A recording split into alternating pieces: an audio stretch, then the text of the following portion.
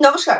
এই সময় লাইভে আপনাদের সকলকে স্বাগত। জেলার ৫টা গুরুত্বপূর্ণ খবর নিয়ে আমি রনিপা রয়েছি আপনাদের সঙ্গে। আগামীকাল ভোট গণনা রয়েছে। রাজ্য জুড়ে কড়া নিরাপত্তার ছবি সামনে আসছে। জেলায় জেলায় স্ট্রং রুম ঘিরে ত্রিস্তরীয় নিরাপত্তা ব্যবস্থা। অপ্রীতিকর ঘটনা এড়াতে কেন্দ্রীয় বাহিনী থেকে প্রশাসনের কড়া নজরদারি।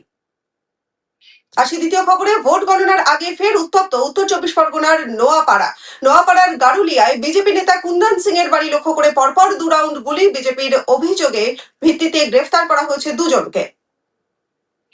মালদার মোথাবাড়ির ঘটনায় ৯ জনকে তলব করল এনআইএ। সুজাপুরের তৃণমূল প্রার্থী সাবিনা ইয়াসমিনের নির্বাচনী এজেন্ট তথা জেলা পরিষদের বন এবং ভূমি দপ্তরের কর্মাধ্যক্ষ আব্দুল রহমান সহ একাধিক তৃণমূল নেতাকে নোটিশ এনআইএর। বাংলায় মিষ্টি ছাড়া ভোট হয় না। ঘাসফুল, পদ্মফুল, কাস্তে হাতুড়ির হাত সব দলের সব চিহ্নের ছাপ দেওয়া সন্দেশ তৈরি করেছে নানান দোকান। তৈরি হয়েছে অভিনন্দন লেখা মিষ্টিও।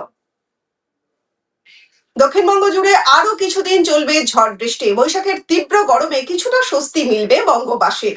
তবে সোমবার ভোট গণনার দিন দুপুরের পর থেকেই ঝড় বৃষ্টির সম্ভাবনা বাড়বে বলে পূর্বাভাস দিয়েছে আবহাওয়া দপ্তর।